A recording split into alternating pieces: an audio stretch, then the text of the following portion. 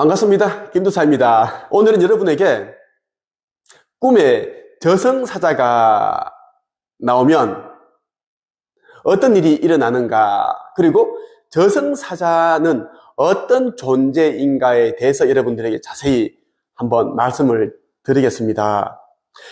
꿈에 저승사자를 만나면 굉장히 무섭죠. 네, 우리가 저승사자라는 단어만 해도 우리는 오싹합니다. 우리가 죽을 때 저승사자가 나타나서 우리를 데려가고 그런 일을 하고 있는 존재가 저승에서 온 사자다라고 보시면 좋겠는데요.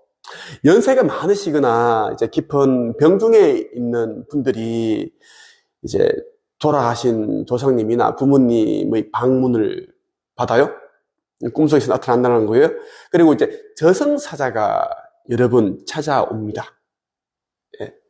이분들이 봤던 저승사자의 모습은 좀 다양해요. 어떤 사람은 검은 갓을 쓰고 검은색의 그 한복을 입고 찾아오시는 분들이 있고, 한 2명, 3명이 그렇게 찾아와서 나와 함께 가야 된다, 준비를 해라, 다시 데리러 올 테니까, 이런 메시지를 주는 저승사자도 있고, 또 어떤 저승사자는 진짜 하얀 그런 천사들의 모습, 밝은 빛을 띤 옷을 입고 찾아오기도 합니다. 저승사자라고 해서 무조건 시커먼 무서운 그런 옷을 입는다든가 험악한 얼굴을 하고 찾아오는 건 아닙니다. 저승사자라고 하기 때문에 무서운 것이지, 저승에서 온 천사라고 보시면 됩니다. 저승사자의 역할은 앞서 제가 말씀을 드렸죠. 우리가 육신이라는 이 옷을 벗고 4, 5세계로 넘어갈 때 우리를 인도해가는 영적인 존재, 천사가 저승사자라고 보시면 됩니다. 어떤 분이 이렇게 물어보시더라고요. 꿈에 저승사자가 나타나면 얼마 못 살고 죽는 거 아닙니까? 그렇게 이야기를 하더라고요. 굉장히 거짓말인 표정으로 무서워하는 게 역력하게 보이더라고요. 그래서 이렇게 이야기했습니다.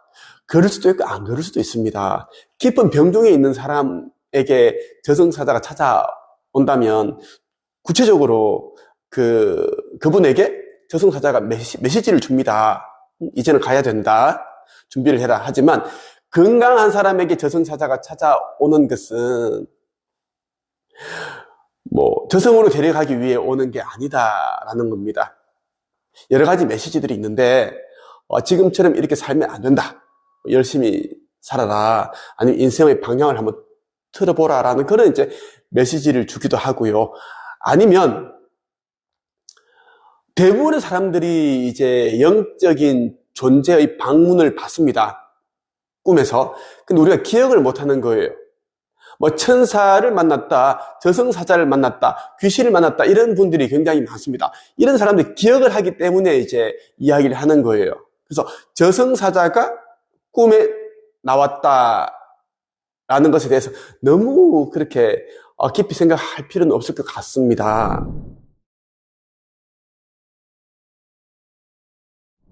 이런 분이 있습니다. 그냥 낮에 아니면 밤에 저승사자가 실제로 자신의 모습을 드러내고 오는 경우도 있습니다. 실제로 있어요, 여러분. 저승사자라고 해서 무조건 꿈에만 나타나고 밤에만 나타나는 게 아닙니다. 우리와 또 다른 그런 영적인 존재인데, 이 저승사자들은 우리가 생각하지 못하는 그런 방식으로 자신의 모습을 드러내거든요. 저는 이렇게 생각합니다. 우리 눈에는 진짜 보이지 않지만 이 공간에도 정말 많은 귀신들이, 영가들이 그렇게 둥둥 떠다니고 걸어다니고 있다라는 겁니다. 저승사자도 그래요. 얼마나 많은 저승사자들이 있겠습니까?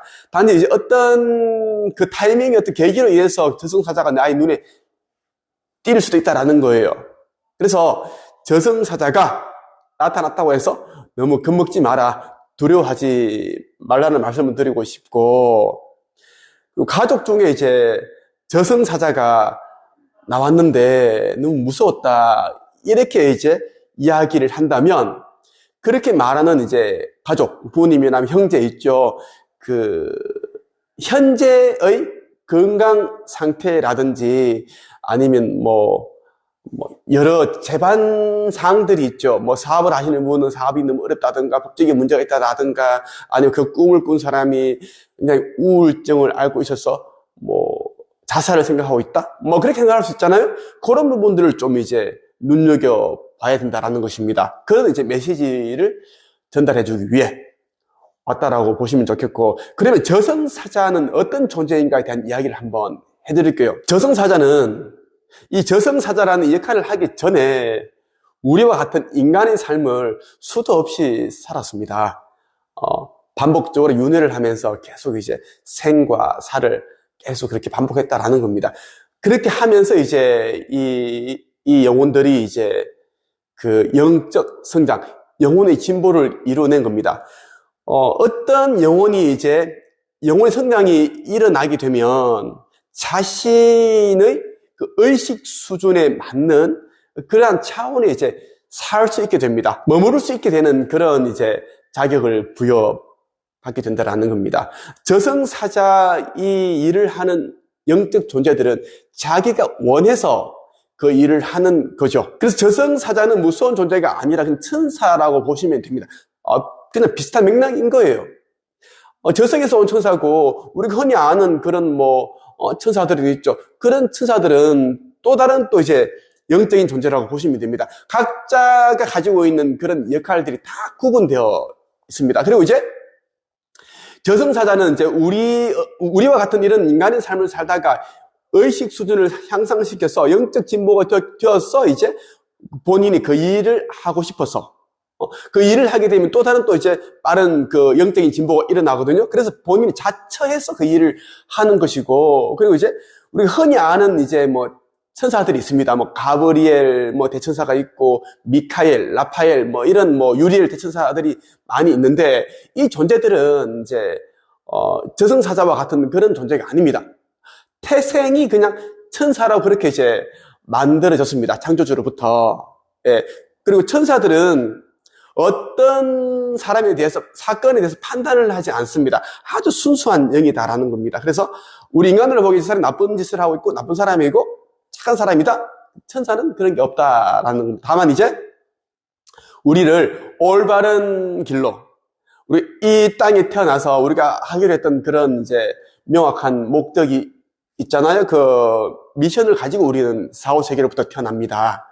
그것을 우리가 이제 완수할 수 있도록 그렇게 이제 안내해주기 위해 노력을 하고 있고, 길라잡이 역할을 하고 있다라고 보시면 좋겠습니다. 많은 분들이 저 김도사를 만나고 싶어 하셔서 카톡으로 메시지를 주시고, 아니면 또 어떤 분은 또 어떻게 전화번호를 아시고 문자 주시고 전화를 주시는데요. 제가 너무 많이 연락 오니까 스트레스도 받고 일을 잘 못하겠더라고요. 네이버 카페 한국책쓰기 항상양성협회에 가입을 하셔서 가입 인사를 남겨주시고요.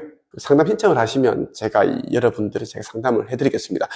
다만 이제 종교인들 있죠. 목사, 신부, 스님, 그리고 기독교에 너무 빠져있는 분들은 제가 상담을 하지 않습니다. 이분들은 왜냐면 굉장히 이제 폐쇄적이고 편협함, 그리고 자기들이 믿는 종교가 전부다라는 이런 식으로 이제 하기 때문에 저와의 철학이 안 맞더라고요. 저는 종교는 창조주께서 신이 만드신 게 아니라 인간이 만들었다라는 것을 저는 잘 알고 있고, 저는 종교를 초월했습니다. 불교나 기독교나 다른 종교들 있죠. 다 똑같은 그런 이제 인간이 만든 사립학원이다. 사립하원이다. 어떤 목적을 위해서. 그렇게 저는 생각을 합니다. 오늘 여러분에게 저승사자에 대한 이야기를 한번 들려드렸습니다. 여기까지 하겠습니다. 감사합니다.